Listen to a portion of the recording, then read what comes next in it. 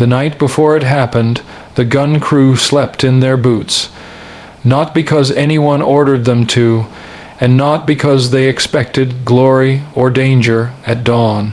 They slept that way because the Ardennes cold had crept into their bones so deeply that unlacing boots felt like surrender. The forest pressed in around them, black pine silhouettes clawing at a sky stripped bare of stars.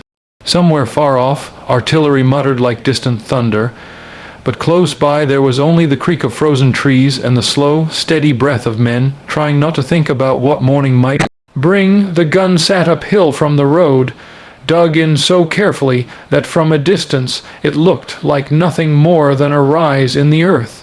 A 90 mm anti-aircraft gun, modified, recalibrated, and quietly reassigned to a role nobody back home had imagined when it rolled off the assembly line.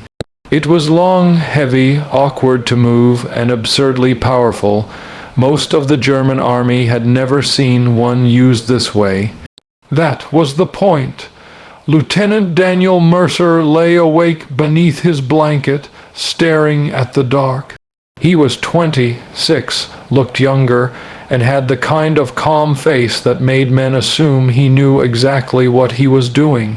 In truth, he was replaying range tables in his head, running the math again and again. Elevation, wind drift.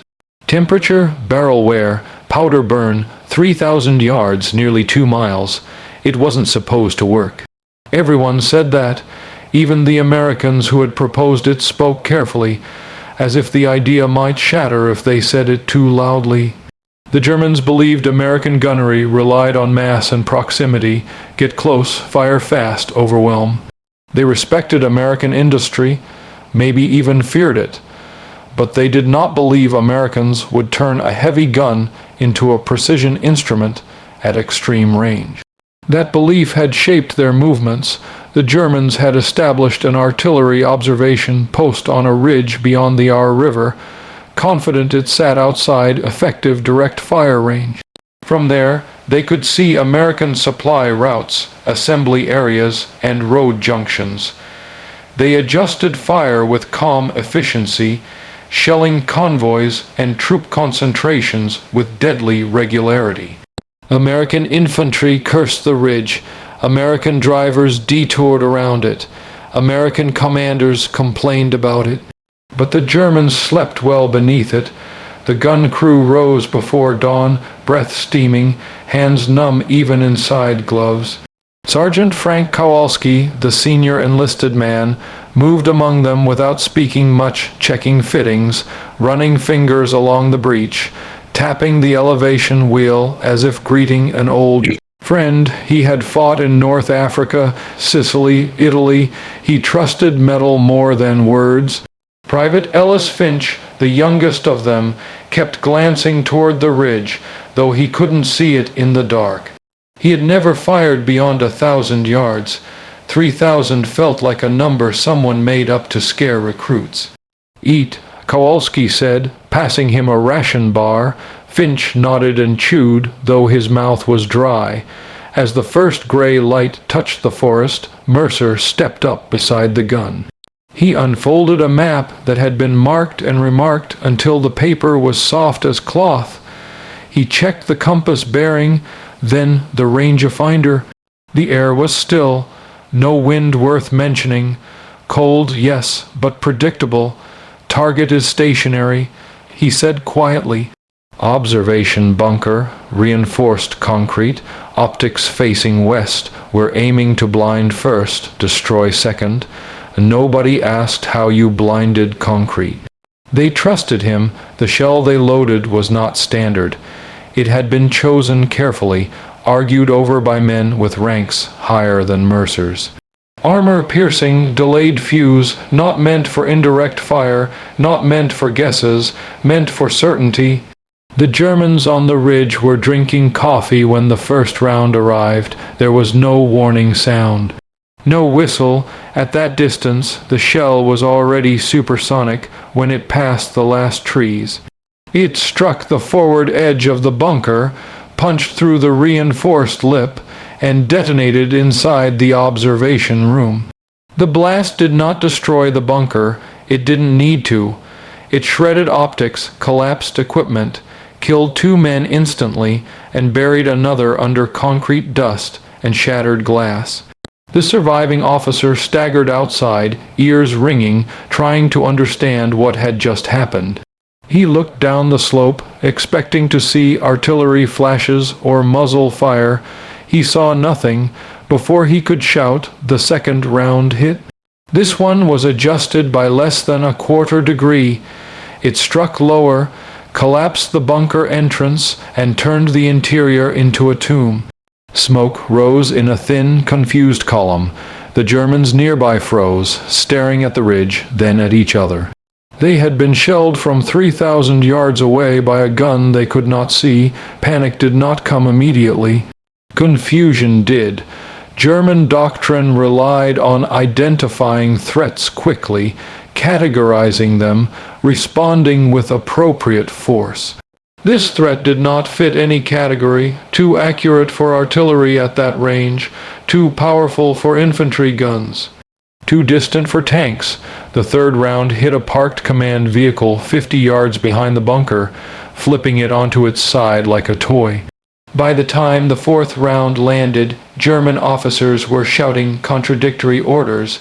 Some called for counter, battery fire, others for dispersal, others for immediate withdrawal. Radios crackled with urgent questions that had no answers. On the American hillside, the gun crew worked with practiced calm. Kowalski called corrections. Finch handled shells with shaking hands that gradually steadied. The loader slammed the breech shut, again and again, each time feeling the same metallic finality. Mercer watched through binoculars, adjusting fire in increments that felt impossibly small for the distance involved. He felt something close to awe, not at the destruction, but at the precision. The numbers were holding. The gun was behaving exactly as the math said it would. After the 7th round, German artillery finally responded. Shells screamed into the forest behind the American position, tearing trees apart, throwing earth and snow into the air. One round landed close enough to rattle the gun, showering the crew with dirt. Finch flinched, then forced himself back into position. "They don't know where we are," Kowalski said calmly. "They're guessing." And they were. The Germans fired where doctrine told them the gun should be. The Americans were not there. The 8th round struck a German artillery piece that had just been rolled into position to engage the mysterious attacker. It detonated among the crew, scattering bodies and equipment across the snow. Word spread fast along the German line. A hidden American gun was killing men from a distance that defied experience. Some claimed it was a new super weapon. Others insisted there must be several guns firing in coordination. A few whispered about sabotage, about betrayal, about American spies marking targets. The truth was simpler and more unsettling. One gun, one crew, one lieutenant who trusted math more than fear. German commanders ordered smoke deployed along the ridge, thick white clouds billowing out to obscure observation. Mercer waited, patient, letting the smoke settle. He knew its limits. Smoke could hide movement, but it could not hide fixed positions from a man who already knew where to aim. The 9th round vanished into the smoke and detonated. When the smoke thinned, another bunker was gone. By mid-morning, the ridge was silent. American infantry cautiously advanced hours later, expecting resistance. They found none. German bodies lay where they had fallen, many staring upslope as if trying to see the invisible hand that had struck them down. Equipment was abandoned in working order. Maps lay open, coffee cups half full. A German major was found wounded but alive, pinned beneath debris. When questioned later, he shook his head again and again. "We were not prepared for this," he said through a translator. Not the gun, not the distance, not the way you used it. He was not exaggerating. The engagement spread through both armies like wildfire. Among Americans, it became a quiet legend told in mess tents and command posts. Among Germans, it became a warning. Reports circulated of American heavy guns firing with sniper-like accuracy from impossible ranges. Some dismissed them as exaggeration. Others did not. German units began relocating observation posts farther back, sacrificing visibility for safety. Artillery positions shifted constantly, reducing efficiency. Movements slowed. Roads clogged as commanders argued over where it was safe to stop. The gun crew did not celebrate. They cleaned the barrel, rechecked fittings, and waited for orders. The gun itself showed signs of stress, microfractures that worried the maintenance officer. It had been pushed hard, asked to do something beyond its intended role. Mercer filed his report carefully, choosing his words with precision. He did not boast. He emphasized conditions, preparation, training. He knew that once something like this was written down, it took on a life of its own. A week later, they were ordered to move. The gun was dismantled, hauled through mud and snow, repositioned near another threatened sector. The Germans, still unsure what they faced, probed cautiously. Each time they believed they had found a safe distance, the Americans proved them wrong. One afternoon, German tanks assembled behind a tree line nearly 2 miles away, confident they were beyond direct fire. Mercer watched them through a spotting scope, counting silhouettes, noting spacing. He felt the familiar tightening in his chest, the awareness that what he was about to do would change someone else's life forever. The first round punched through the side armor of the lead tank and exploded inside. Flames blossomed. The column halted, stunned.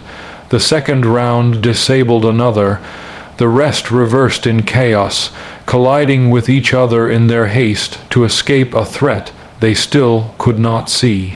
German armored doctrine emphasized aggressive movement, shock, and speed. The idea that a single gun could reach out and kill tanks at that range undermined confidence. Crews hesitated. Officers argued. Momentum died. At night, German soldiers spoke of an American long gun that hunted them from the darkness. Some swore it followed them. Some said it was guided by radar, or by aircraft overhead, or by some new American trick. The Americans did not correct them. By the time the offensive stalled, the gun had fired fewer than 60 rounds in total. Its impact far outweighed the count. It forced changes in enemy behavior, disrupted plans, and bought time where time mattered most. On the last day Mercer served with the gun, he stood alone beside it at dusk. The forest was quiet again, the way it had been before anyone thought to challenge assumptions. He ran a hand along the cold steel, feeling a strange affection for the machine. It had never been about the gun, really. It was about the willingness to try something the enemy believed you would never attempt, to look at a limit and ask whether it was real or just inherited. Years later, historians would debate the engagement. Some would downplay it, calling it a tactical curiosity. Others would inflate it into myth. German veterans would remember it differently, each according to where they stood when the rounds arrived. But among those who were there, among the men who slept in their boots and trusted the math, the memory remained clear. The Germans never prepared for it, because it had never occurred to them that the Americans would dare. And that, more than steel or powder, was what struck from 3,000 yards away